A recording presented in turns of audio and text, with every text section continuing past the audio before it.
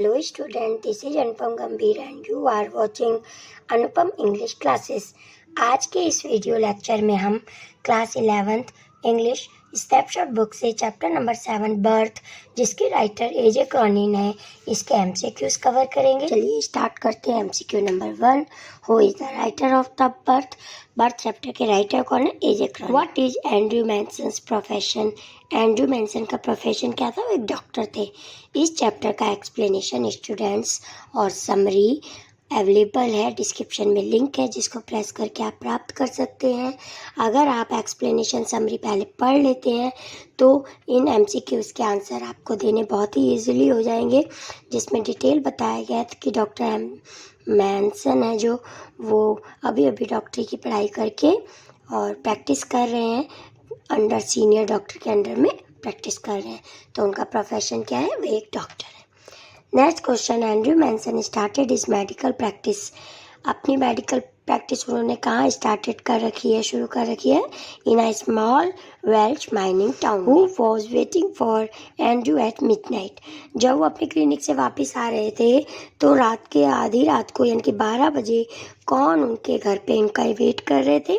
जो Morgan wait कर रहे थे। Next question, who was Andrew and assistant of? Andrew, doctor Andrew Manson थे जो वो किसके असिस्टेंट थे? डॉक्टर एडवर्ड पेज के। Who is Christine? क्रिस्टीन कौन थी? डॉक्टर एंड्रयू मैनसन्स गर्लफ्रेंड थे। क्रिस्टीन उनकी उसी दिन लड़ाई हुई थी और वो घर वापस आए थे। उनके घर के बाहर जो मॉर्गन उनका वेट कर रहे थे। What incident of evening does doctor Manson remember? Doctor Manson को कौन सी शाम की याद आ रही थी? Quarrel with his girlfriend Christine.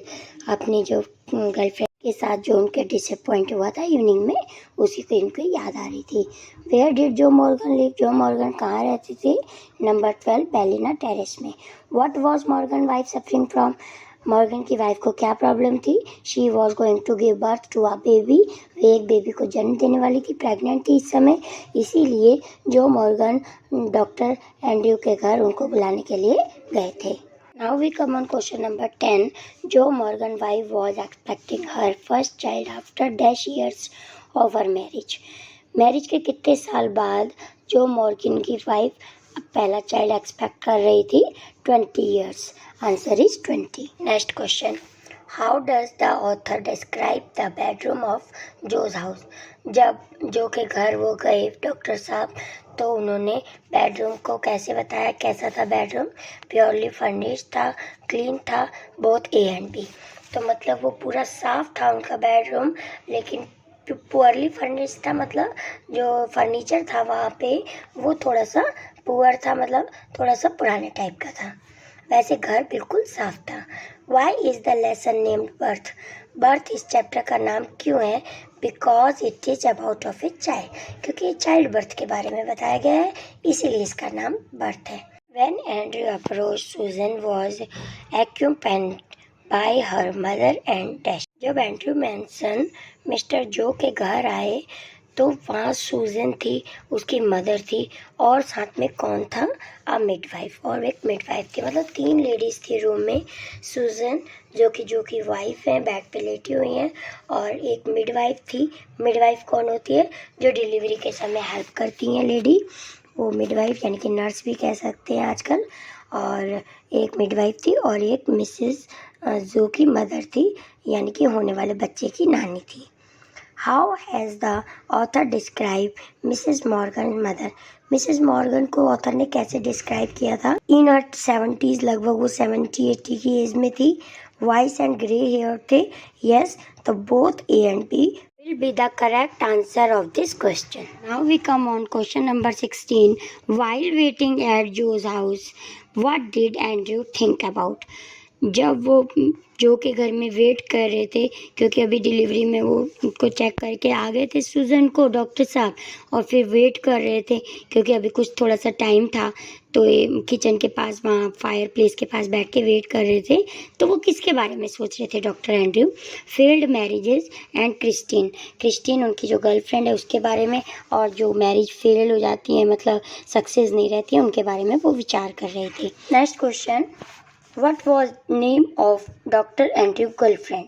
Andrew की गर्लफ्रेंड का नेम क्या था? Christine. Next, birth is expert from the book.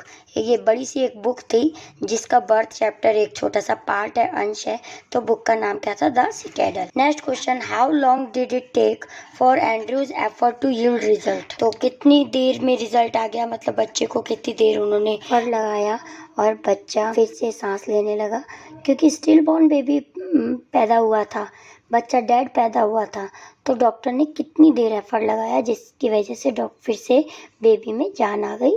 तो half an hour is the correct answer of this question. Now we come on question number 20. What made Dr. Andrew Manson horrified at the birth of the child? जब child birth हुआ तो वो horrified क्यों हो गए doctor?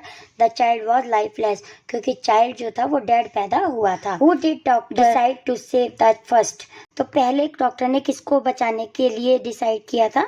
Mother को। How was the, क्योंकि जब बेबी का बर्थ हुआ था उस समय सिचुएशन सूजन की भी ख़राब हो गई थी, तो बेबी तो स्टिल बॉर्न था ही, लेकिन सूजन की भी तबीयत ख़राब हो गई थी ज़्यादा, तो फिर डॉक्टर ने पहले मदर को ट्रीट करने का डिसाइड किया था। How was the mother condition after giving an injection to her? जब उसको एक इंजेक्शन दे दिया गया था तो उसकी कंडीशन कैसी हो गई थी? हर condition was better. Don't fret mother, I will not run away, why did Andrew say this? मैं नहीं भागूंगा, डॉक्टर ने कहा था मदर को। किसकी मदर को? सूजन की मदर को। तो ऐसा क्यों कहा था? To reassure Mrs Morgan's mother, उनको रीअश्योर कराने के लिए कि हाँ, विश्वास दिलाने के लिए, हाँ मैं माता जी यहीं पे रुकूंगा, ऐसा बोला था डॉक्टर ने, और मैं यहाँ से भागूंगा नहीं, केस को बीच में छोड़ के कहीं नहीं। Now we come on question number 24. What all things did Andrew use in the treatment? Treatment में उन्होंने किस किस चीज़ का यूज किया था? ब्लैंकेट का, yes correct. Basin and towels, तो 2 बेसिन भी यूज किए थे, टावल भी। हॉट एंड कोल्ड वाटर, तो all of the above is the correct answer of this question. Next, what did Andrew remember in middle of the ongoing treatment? जब treatment चल रहा था उस दौरान वो क्या सोच रहे थे? Morgan's families longing for a child, Morgan family की जो डिज़ायर थी, लॉन्गिंग मतलब इच्छा या डिज़ायर, जो लंबे समय से बच्चे को प्राप्त करने की इच्छा थी, उसके बारे में सोच रहे थे, क्योंकि उन्होंने वचन दिया था ना मिसेस मॉर्गन की मदर को कि हाँ बिल्कुल दोनों ही ठीक होंगे, बेबी भी ठीक होगा और मदर भी ठीक होगा। लेकिन सिचुएशन देख के वो एक बार डर गए थे, उसी बारे में सोच रहे थे। Andrew decided to dash at Joe's house, तो वहाँ पे उन्होंने क्या डिसाइड किया था? स्टे, यानी कि रुकने का डिसाइड किया कि जब तक ये कंप्लीट नहीं हो जाती डिलीवरी तब तक मैं यहाँ से नहीं जाऊँगा। How was the new born child? New born child कैसा था? लाइफलेस था, स्टिल बॉर्न था, बिल्कुल डेड था। What did Andrew conclude from the witness of the child? ऐसा ही उसने पहले भी बच्चा एक देखा था, तो कैसा था? Child suffered from एक्सपीसिया पैलिडा। एक्सपीसिया पैलिडा क्या होता है? एक्सपीसिया मीन्स जब बच्चे में ऑक्सीजन लेवल कम आ जाता है और कार्बन डाइऑक्साइड का लेवल बढ़ जाता है, इट इज़ कॉल्ड एक्सपीसिया। तो ऐसा ही केस डॉक्टर ने पहले भी देखा हुआ था, तो इसीलिए उन्होंने कंक्लूड कर लिया था कि हाँ ये वही प्रॉब्लम है, और उन्होंने अपने एफर्ट लगाने स्टार्ट कर दिए। Next, was the doctor successful in saving the child life? Yes. What dilemma did Dr. Andrew confront? जो डिलेमा की मीनिंग होती है कंफ्यूजन, तो डॉक्टर एंड्रयू के आगे क्या कंफ्यूजन आ गया था? Whether to attend the child और मदर, क्योंकि दोनों की सिचुएशन क्रिटिकल हो गई थी चाइल्ड बर्थ के समय, तो वो डिसाइड नहीं कर पा रहे थे कि पहले किसको ट्रीट किया जाए, तो ये उनके माइंड में कंफ्यूजन हो गया था। In the dilemma that he faced, what did Andrew do? Dilemma में, कंफ्यूजन में उन्होंने क्या डिसाइड किया था? फिर चेक अपॉन सूजन फर्स्ट, तो पहले उन्होंने मदर को चेक करने का डिसाइड किया था। Where had the midwife place the stillborn child? Midwife ने स्टिल बॉर्न चाइल्ड को कहाँ रख दिया था? अंडर द बेड, बेड के नीचे रख दिया था, क्योंकि उसने सोचा बच्चे में तो जान है नहीं, डेड है बिल्कुल, तो उसने बेड के नीचे रख दिया था mid. What did Andrew remember about Samaritan? Samaritan के बारे में उसको क्या याद आया था? A treatment he at witness, तो ऐसा ही उन्होंने ट्रीटमेंट पहले वहाँ देखा था। अपनी प्रैक्टिस के दौरान सैमरिटन में यही ऐसा ही केस पहले भी डॉक्टर साहब ने देखा था, इसीलिए उन्होंने एफर्ट लगाने स्टार्ट कर दिए थे। Next question, during the whole incident Joe did not enter the house Y.